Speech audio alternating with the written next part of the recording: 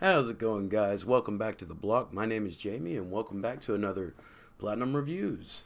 Today, we're checking out 5 more games that I've Platinum. I'm going to give a quick review and recommend one of them for you guys to go check out.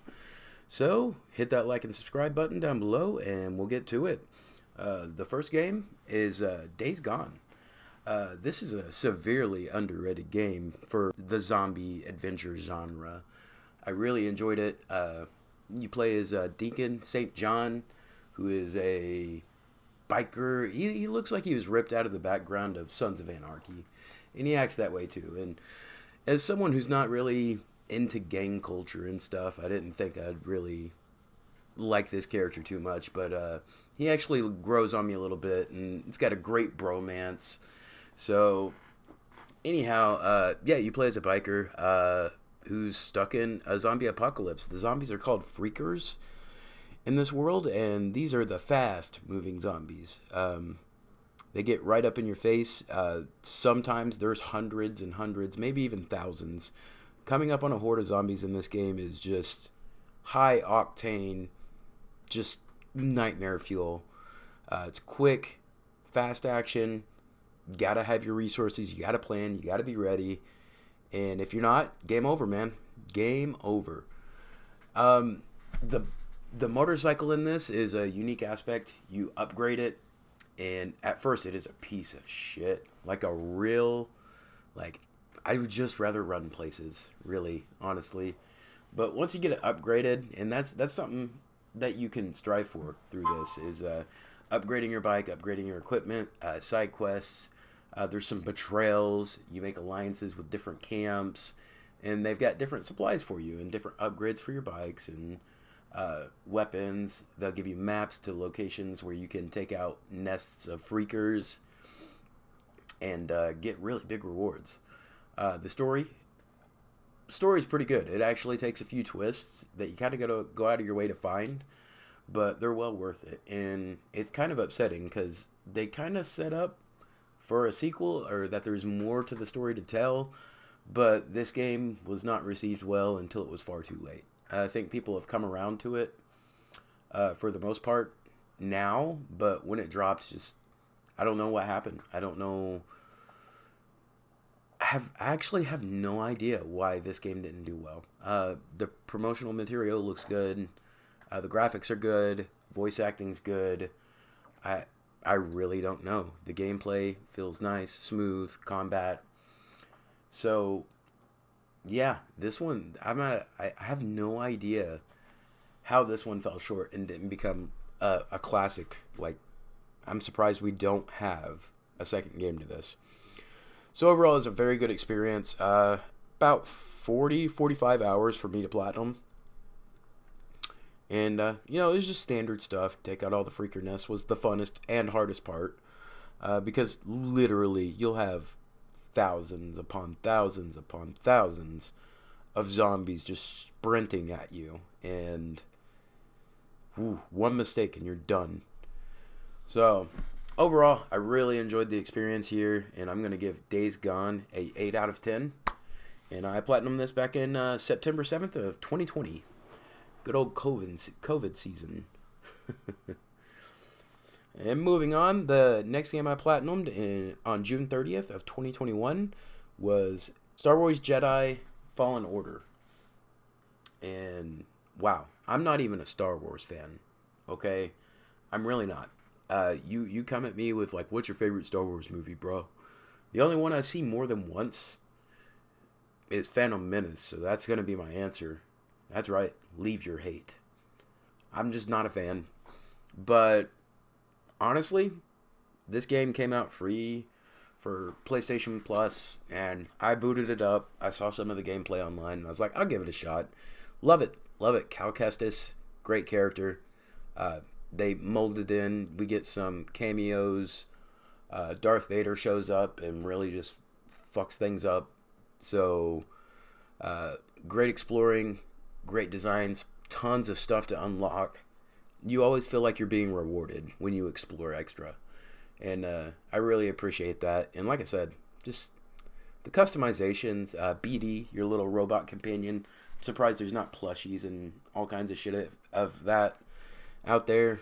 Um, really good game. Highly recommend it. This is a actually pretty good 5 list because yeah, the combat is smooth. A lot of people like to call it a Souls-like, but I don't really get that vibe from it. I guess you could kind of say it feels more like Spider-Man mixed with some light Souls combat, but it's nowhere near as hard. There's nothing in this game that is even remotely close to being as hard as any Souls game, really. So don't let that intimidate you. There are difficulty settings as well.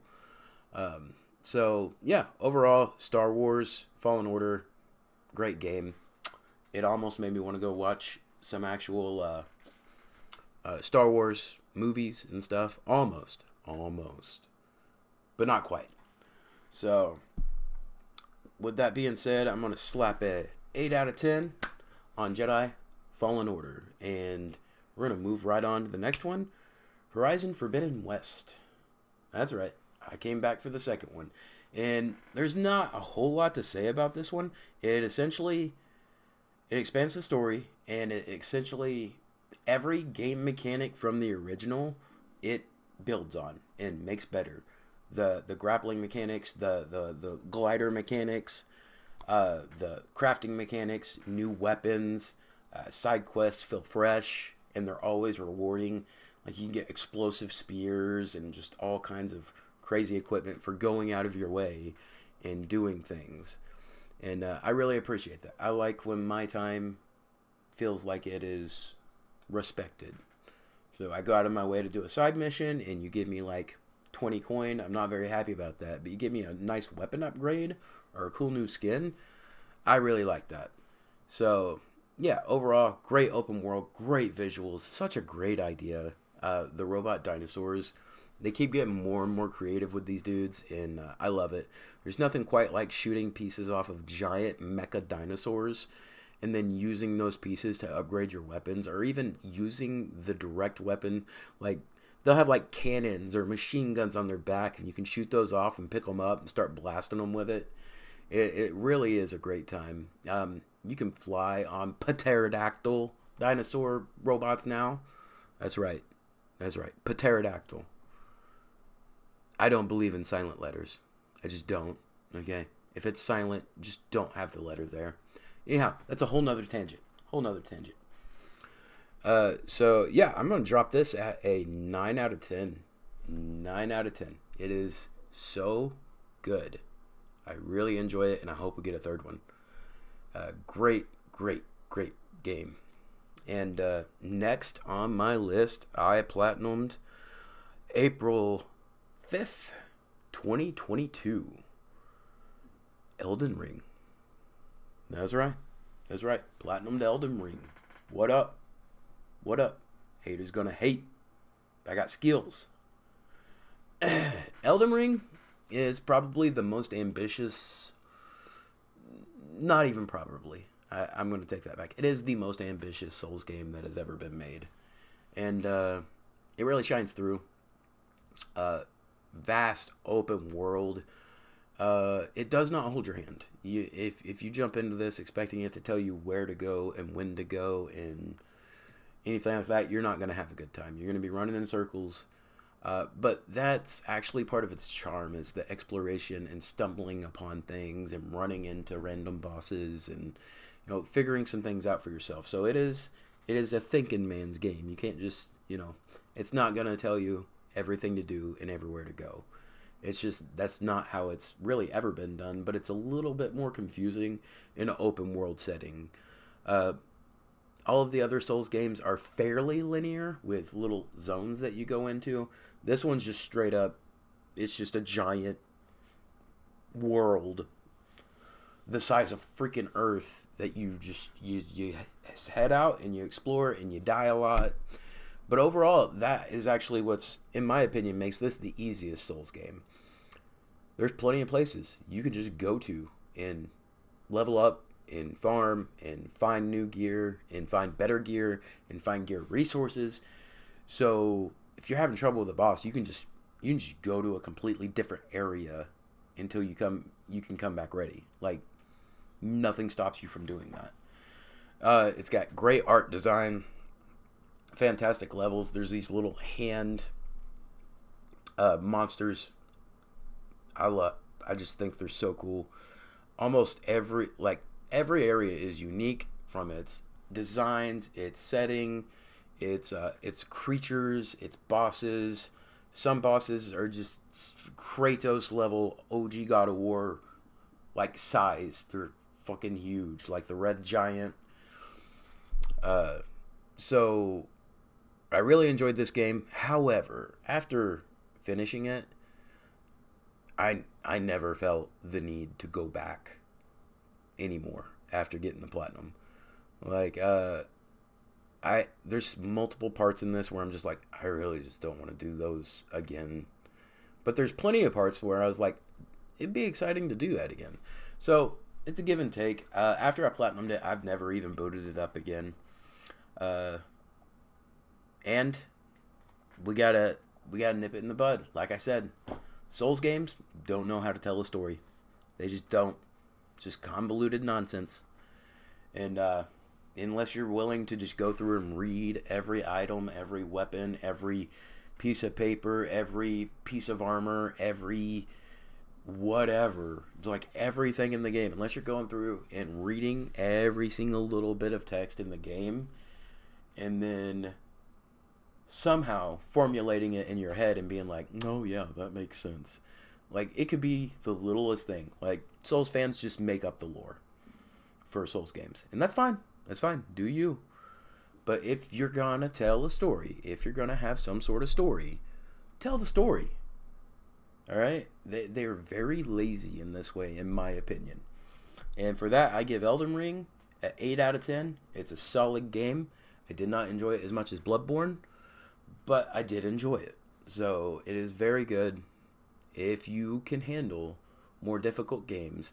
Because the difficulty from this one really comes from the open world aspect and not really knowing where to go and not really knowing where resources are and not really... But that's also part of the fun of it. So if you're looking into this game, you need to take those things in mind. If you're used to games holding your hand and telling you what missions you have to do, what missions you don't, you may not be able to play this. It takes some adjusting. And with that being said, yeah, 8 out of 10. I do really enjoy this game. Fantastic game. And like I said, the art design is just... I can't say enough about it. It's been screensavers on all my shit multiple times. I got some disc plates in the mail I'm thinking about getting in my cart. So, yeah. And so 8 out of 10 for Elden Ring. Some people just can't handle it. They all think it's a 10 out of 10. No ifs, ands, or buts, but there are flaws. There are. It's okay. Games have flaws. And moving on to the 5th and final game on this list that I platinumed on August 25th of 2022, and that is Maneater. Now, Maneater is not a typical game I would play. I saw it on sale. I saw the trailer for it, and I was like, that looks like a fun game. I wanted to just kick back and relax with something. I didn't want to really have to think or pay attention to a story or anything like that. And it looked like a good time. I found it on sale for like $10. I was like, I'll give it a shot. And so I popped it in and immediately brought a smile to my face. I had plenty of laughs in this. The story is nothing to write home about. This is not some grand, amazing masterpiece with storytelling and all these other things. This is more along the lines of kind of like a mobile game, but it is really fun. That's the best way to describe this game. It is fun. You're swimming around as a shark trying to get revenge on the human shark hunters that killed your mom, and you're running around, you're eating everything in sight so you can get bigger and level up. And the level up system is you can give yourself scales, you can give yourself like sonar vision, you can give yourself With the DLC, you can give yourself like a laser breath that you can shoot out of your mouth. It really goes balls to wall. You mess with the genes in your shark, make it different colors. You can give it electrical skin, just depending. And some of the bosses in here don't play. All right, the orca fight, the killer whale boss fight, that shit was rough. Okay, that shit was rough. That was Souls level difficulty. Okay, so overall, it's just kind of hilarious and over the top, and it never takes itself too seriously, which plays to its strengths because it's not a serious game. But yeah, if you ever just want to kick back and just play around and enjoy your time, not really have to pay attention to every little detail of the story or pay attention to every little this or fucking find what do they call it? Like min max your stats and everything for a perfect run or anything like that. This is the game for you. You can just kick back, relax, turn it on, and just roll. Be a shark. You can jump onto the shore and just eat people like out of the water. So yeah, overall, enjoyability for Maneater is like 7 out of 10. I really enjoy it. $5-10.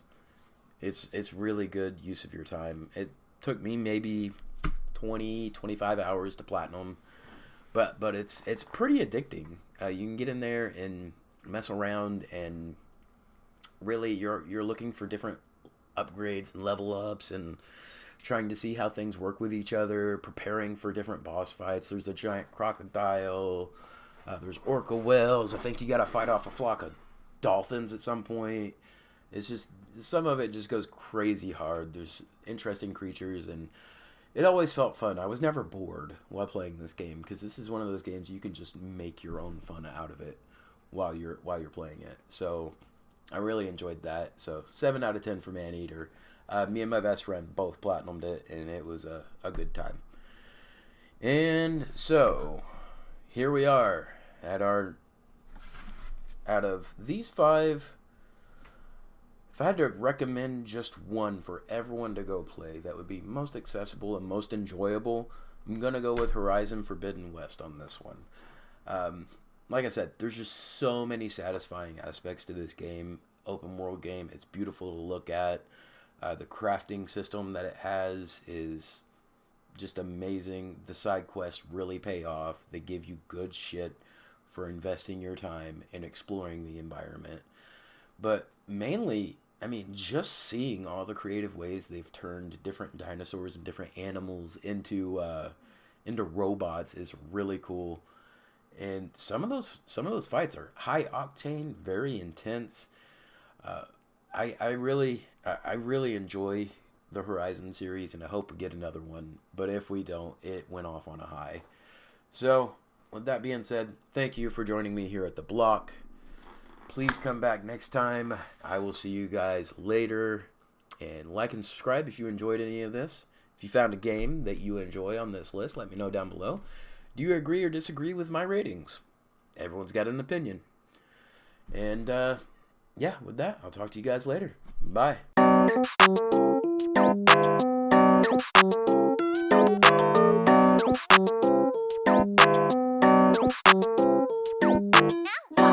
Ow!